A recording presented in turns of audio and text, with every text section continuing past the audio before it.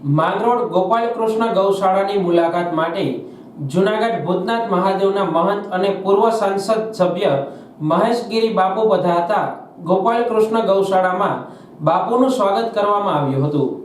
આ ગૌશાળાની મુલાકાત લઈ બાપુએ ઘણા ઉદાહરણો પણ આપ્યા હતા, પણ માંગરોળની જે ગૌશાળા છે તેની કામગીરી જોઈ ખૂબ આનંદમય થયા હતા અને કહ્યું હતું કે મારી કઈ જરૂર પડે તો હું તમારી સાથે છું।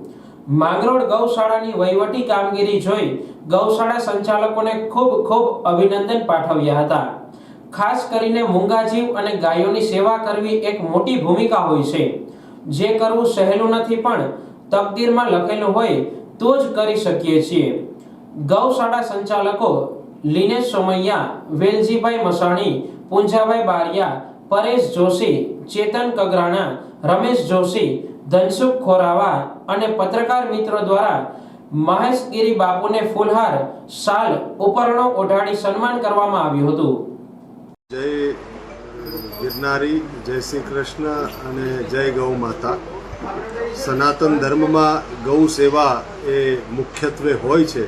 માંગરોળના આ શ્રી ગોપાલકૃષ્ણ ગૌશાળાના અંદર આવીને પ્રથમ દ્રષ્ટ્યા જ બહુ પ્રભાવિત થયો અને જે રીતના ગાયની સેવા, સંચાલન અને વ્યવસ્થા એ જોઈ તો ખૂબ અભિભૂત થયો।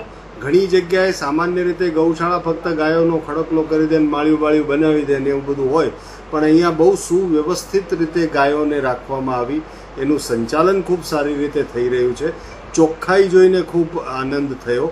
એટલે વેલજીભાઈ, લીનેશભાઈ અને બધી જ ટીમ આમની જે છે ગૌ સેવકો છે એમને હું ખૂબ ખૂબ અભિનંદન આપું છું।